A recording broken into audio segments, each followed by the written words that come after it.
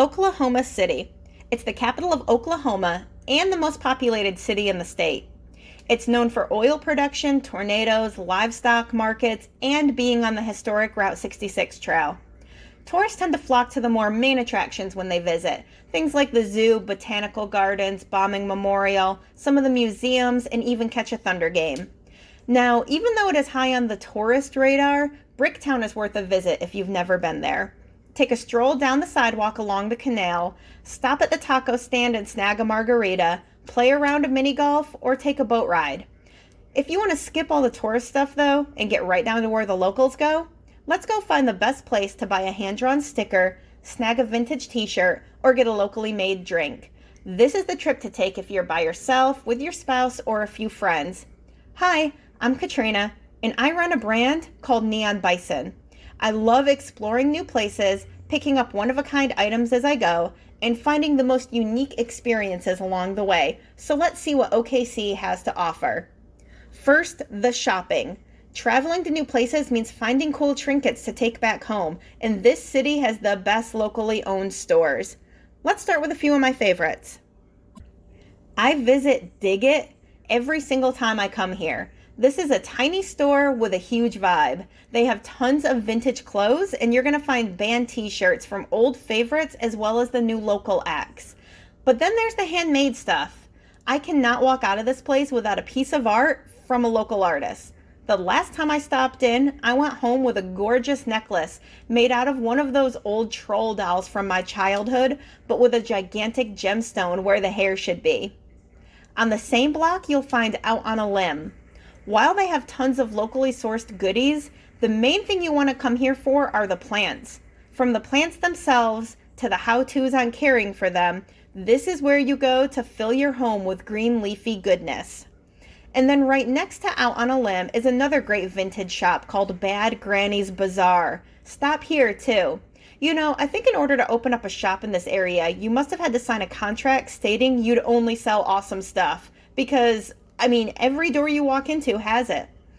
If you get hungry, right down the road you'll find Empire Slice for pizza, and it's said to be some of the best in the city. OKC has more street art than almost anywhere else I've been. You could spend all day hunting it down. Now, if you will visit the above-mentioned stores, look around outside for the alleyways. The walls of the Plaza District are covered in murals, and they're always changing. At least once a year, new artists come in and redo some of these walls, and every mural is just as amazing as the last one. Other shops worth mentioning to visit? Shop Good is where you're going to want to go for small batch screen printed t-shirts, and Plenty Mercantile has a lot of really great gift ideas. Are you all shopped out yet? Let's have a drink. Now, when I want a drink, I get serious about it. A good craft beer needs to come right from the source, so let's visit some breweries. And there's no shortage of them in this city. I think there's over 20, close to 20, somewhere around there. Some are more popular than others, but I'll give you a rundown of my favorites. Stone Cloud Brewing. Now this brewery has something for everyone. Their core beers include light, regular, beer-flavored beers like Pilsners and Lagers, a few solid IPAs, and a wit, but their rotators is where it gets fun. Beers loaded down with chocolate and coffee and barrel-aged sours and fruited Belgian varieties. They've even released a hard seltzer line if you like your boozy water.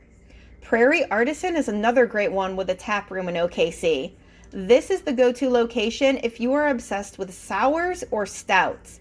They brew year-round favorites like one that tastes just like rainbow sherbet and their bomb stout. Then their variants. Name the edition, and I swear they've put it in a beer. Every fruit under the sun has been in something they've made. Peanut butter and jelly, and even mango sticky rice. My current favorite I'm sipping on is a 12% Imperial Stout that tastes like you're eating an entire slice of actual carrot cake. Now let's head to Lively Beer Works. They carry a lot of beer in their tap room that isn't canned and sold in stores. The Grapefruit IPA tastes like breakfast. And if you like grapefruit, you have to try it. Last, make sure you make a stop at Cross Timbers for something really unique. The first beer I had from them was a Berliner that's brewed with strawberries and spearmint. And I know that sounds like toothpaste, but I promise it was a delicious sour as long as you like mint. Their ESB Money Penny is a favorite that I keep in the fridge. And while it's not for me, they even have a sour made with cilantro. Proof that there's a beer out there for everyone, even you cilantro loving weirdos. Anthem, Roughtail, Vanessa House, Coop. There are really no shortage of places to grab a drink in this city. Have you had your fill of beer yet, though? There are two other places that you cannot miss. If you're an adventure type person, go to Riversport OKC.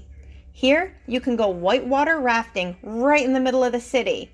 Rapids aren't really my thing, but I am all about the Sky Trail.